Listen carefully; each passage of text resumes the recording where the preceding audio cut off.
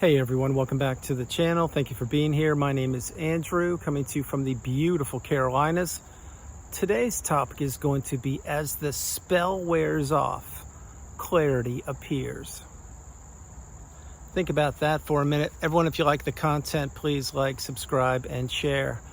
So, spell, the word spell, what do you think that means? It's probably something that you read about when you were a little kid. Maybe in Walt Disney movies, somebody cast a spell on somebody, or maybe in an old romance novel or an old novel or a book. The word spell has a very powerful meaning in this year, in this date, in this time. And the spell that the narcissist cast over you, it was real. This is what is known as the narcissistic fog. It is a zombie-like, trance-like state, i.e. a spell that you were existing in. You weren't living, you weren't thriving. You were doing things they wanted you to do. You were being lured.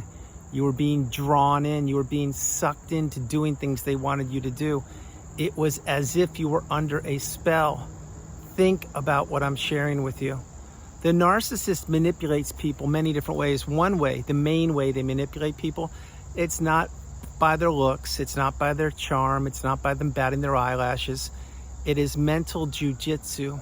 It is planting seeds in your mind, seeds of what will never be, seeds of doubt, seeds of mistrust, seeds if you are good enough, seeds if you are worthy, seeds of everything they want to plant, and they want you and your mind to cultivate these seeds. You see, the narcissist has been planting seeds in your mind since the minute you met them, probably up until the very minute that that relationship ended, and perhaps even a little bit afterwards, until you found the wisdom and until you finally went no contact and blocked them and all those things that I talk about.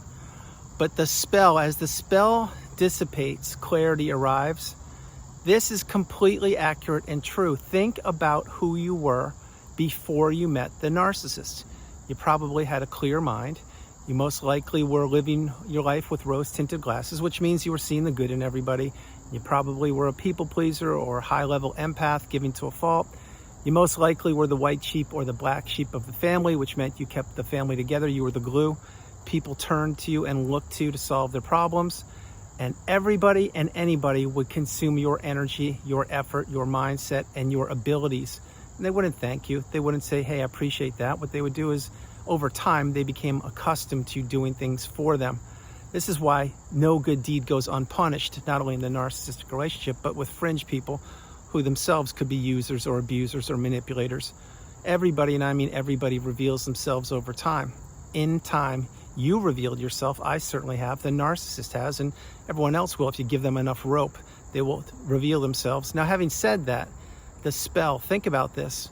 That's who you were before you met the narcissist. You were a kind, loving, stable person. Then you met them, and you started behaving differently. You started checking your smartphone 5, 10, 15 times an hour. You stopped going to the gym. You stopped exercising. You stopped spending time with your friends or enjoying your hobbies. And you were beginning to do more and more things that this person, who turned out to be toxic, wanted you to do. Slowly, insidiously, they were shaping you. They were molding you. Yes, they were casting a spell over you by using their mind games, using the manipulating techniques that had worked with so many people before they met you. Some of those techniques, I'll just mention a few, you should know them by now, are triangulation, mirroring, gaslighting, stonewalling, the silent treatment, rage fits, verbal abuse, projection. There are so many different techniques that these people use, but you didn't know what these were back then because you weren't taught them in school, so you couldn't identify what somebody was doing. Well, that person who turned out to be toxic, what they were doing is they were using their skill set of abuse that they had mastered since they were a little person on this planet, and they were weaponizing it against you. This is why they looked at you as a fuel source. They looked at you as a target. They didn't look at you as a kind, loving, stable, beautiful, healthy person. They looked at what you would do for them, how deep that spell would be cast in your mind, how long they could keep you under that spell, how long they could future fake you, how long they could keep you strung along thinking that you would get back to the beginning of that relationship when everything appeared to be, although it wasn't, puppies and rainbows and unicorns and butterflies and snickerdoodles and ice cream. It wasn't that at all. That's what you thought it was, because that's what the narcissist was portraying to you, that they were the best days, they were amazing times. Well, You must remember also, in the beginning of these relationships, many of us experience what is known as the euphoric stage or the love bomb stage. That's when you're taken on a roller coaster of emotions. You're taken super high and inevitably you're dropped super low. And you're always trying to get back to that part, the beginning of the relationship, which isn't real. It isn't sustainable. It was the mask. It was the narcissist planting the spell or casting the spell over you. So you would be thinking, oh my gosh, we've been together 3, 4, 5 months, maybe 10 months. It just gets better and better. On a whole lifetime of this, it's going to be amazing. We're going to grow old together. We're going to get married. We're going to have children. We're going to relocate. It's going to be the best relationship ever. I'm so fortunate I found this person and they really love me. This is incredible. Well, not so fast. Remember, the narcissist is loyal to nobody. They have no love within them. They have disdain for people. They are jealous of people. They're envious of people. The narcissist is shallow. They're hollow. They are an AI cardboard cutout. There's nothing to them. What they have inside of them is a bottomless pit that needs to be filled with what is known as supply. And supply can come from a plane, train, pet, automobile, a relationship, verbal abuse, money, cars, watches, Amazon, and anything in between. But having said this, the narcissist wasn't loyal to you. They only cared about getting you under their spell so they could control you. And that is what each and every one of these relationships boils down to. It's control. And how can you control somebody? Very simply, when you can cast a spell over them and have them believing whatever you want them to believe, and intermittently reinforcing them with abuse and with a fake love bomb. Abuse, fake love bomb. It's almost as if you're in a casino in Las Vegas putting money in a slot machine. You never know what you're going to get when you hit the button. Is it going to be cherry, cherry, cherry? Or is it going to be dud, dud, dud? You never know. That's why these people that go to casinos, they keep on playing for the adrenaline, the rush. You never know. It's the thrill. That's what the narcissistic relationship is when you're in it. You never knew what you were going to get, but you were shown nothing but greatness in the beginning. You were shown nothing but fakeness in the beginning. You were shown a fake love bomb stage, meaning the love bomb stage was completely them wearing the mask. Now, having said all these things, there was a huge spell that was cast over you. That's why you were walking around on eggshells. That's why you never knew who was going to open the front door. Would it be Dr. Jekyll or would it be Mr. Hyde? That's why you could earn all the money on the planet and it would never be enough because the narcissist would always want more and more and more. That's why most likely you kept on buying new cars every year or 2 years for the narcissist, because they had to have the latest car, because they're keeping up with their peers, your friends, and they're trying to burn through your money. And again, what does the narcissist love more than money? They love your money more than money. And when the money runs out, so does the narcissist. Having said those things, this spell that was cast over you, many people didn't know that you were under it. Some did. Those that did probably didn't know what narcissism was, so they couldn't say anything to you because they probably thought that you were bitten by the love bug, meaning you were in love and you were so committed and so loyal and you just wanted to be with that person all the time. Well, that's what you thought. Now, did you fall in love with that person? Probably. But did that person fall in love with you? No, they didn't, because they're incapable of love. The only thing they know is how to manipulate. They know how to cast spells over people. Think about this, all the people that the narcissist was with before you and even when you were with them. It doesn't have to be a romantic relationship, but let's say it's a friendship, or let's say it is a romantic relationship. Well, they had so many other people on the hook at any one time, including when you were with them in that relationship. That's why they kept going with you or to you for periods of time and disappearing, because they were trying to reinforce the abuse with other people as they were stringing you along. They weren't just stringing one person. There were multiple people on the hook or on the line at any one time. And I don't care if you were married to them or not. You will never know where the narcissist was when they weren't with you. And even when they were with you, you will never know where their mind was. It most likely was in a different country, using AI or using a foreign app to act like they speak the native tongue of whatever person they're grooming. This is what these people do. They don't care about anybody. They care about being needed.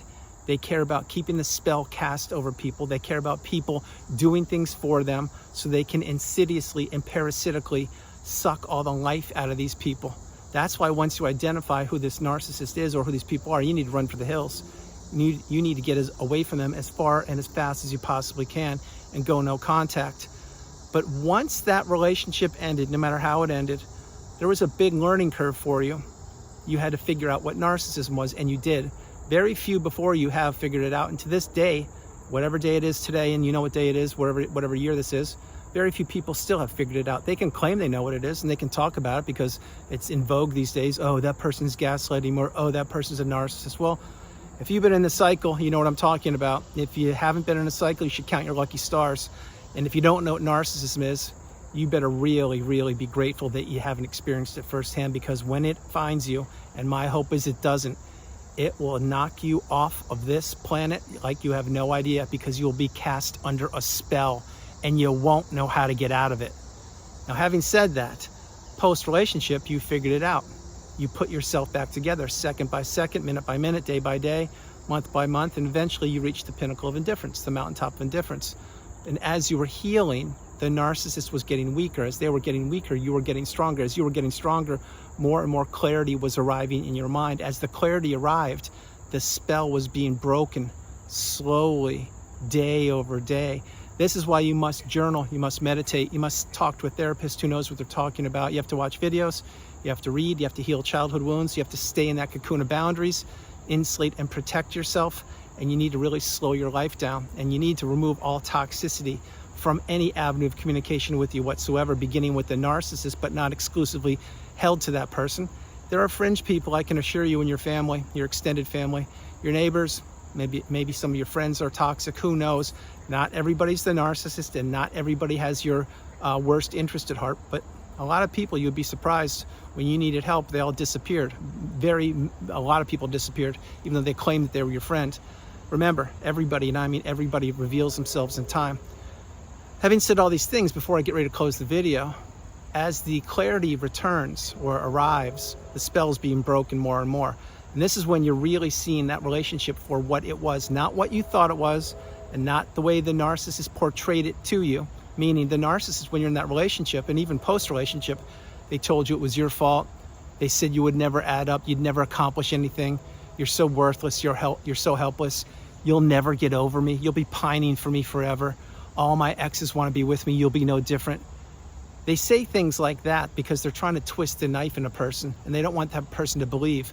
But most importantly for this video, they want to keep the spell cast over you so it continues to work while they're off grooming another source of supply, or while they're lathering up the new supply, or whatever they're doing. This is why you must understand where all the toxicity came from. It came from one person. That's the narcissist. It came from an unstable person. It came from an unhealthy person. It came from a person who lacks what you have, which is empathy, love, commitment, devotion, direction, fulfillment, growth, togetherness. The narcissist is a bottomless pit. They're shallow, and they don't care about anybody but themselves. What they care about is what people provide for them. This is why they are so good at casting spells over people. This is why they are so good at keeping people around to recycle them. This is why the narcissist continues to cannibalize anyone who is close to them and their immediate family members, which include other narcissists, because the narcissist needs people. They don't always have access to a beautiful, bright, shining light like you. They don't always have access to an empath. As a matter of fact, we, the empaths, are extremely rare. If you're an empath, you know you are one. If maybe you are one, you don't even know what it is. I can assure you one thing. Narcissism is prevalent on the planet, and empathy is not as prevalent, but it exists. I am an empath. I've always been one. I will always be one. That's why I was targeted for my empathy, for my character, and for the way I was and the way I still am. Having said those things, this is what the narcissist looks for, but doesn't find as often as you would think. That's why you are rare. That's why you were targeted. That's why you have to heal from this relationship. That's why the narcissist has nothing to heal from, because they will continue to scour the earth, scorch the earth, looking for somebody like you, but they could never replace you. You see, they had the best thing ever in you, and they blew it, and they thought they would destroy your life. They never thought you would heal. They didn't think you would see behind the mask, and they didn't think you'd put yourself back together. But you've done all three, or you are doing those things, and this is why the clarity appears, and this is why the spell is either broken or about to be broken, because what once you were believing in, now you believe in none of that, because it's just like the Wicked Witch of the West in The Wizard of Oz. When Toto pulls the curtain behind, and there's a little guy standing up, pulling all the levers and the buttons, who had the loudest voice in that movie. It's nothing but a mirage, nothing but a show, nothing but a person pressing buttons, casting spells, and hoping you stay stuck. Just like in The Wizard of Oz with the Wicked Witch of the West, When water's poured on her, what does she say? I'm melting, There's the narcissist for you right there. The narcissist is hopeless. They are ticking time bombs. They are bulls in china shops, and they know what they're doing. They're walking tornadoes. They just want to capture and trap as many people under that spell as they can possibly get, because it supplies them with fuel. Once you break the chains, which include the emotional, the financial, the physical, and the spiritual tie and or chain, then you begin to heal, or you heal, and you reach the pinnacle of indifference, and that's when clarity arrives.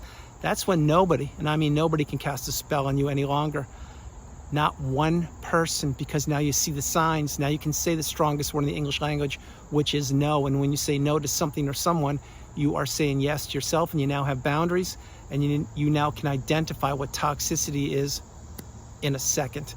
So everyone, that's the video. I hope you liked it. I loved doing it from the beautiful Carolinas. This is Andrew. Namaste. Have a great afternoon, evening, or morning. No matter where you are on the planet, you are not alone. I love you all. God bless you. I love you all, and I'll talk to you tomorrow. Recognize a few things. The spell was real. The narcissistic fog is real. The trauma bond is real. The narcissist is real. What these people do is uncanny. It's surreal. It's dark, and it does happen. You need to really take this seriously. It's not a movie. It's not a sitcom. It's not a mini-series. This is your life. Once you identify who you're referring to or considering, please go no contact. Get off the radar of these people. They don't change. They only deteriorate. And if they have the ability to do so, they will try to cast another spell over you. And this time you may not get out of it. That's why you need to get away from these people as far and as fast as you possibly can. I love you all. God bless you. And I'll talk to you tomorrow. Bye, everybody. Bye.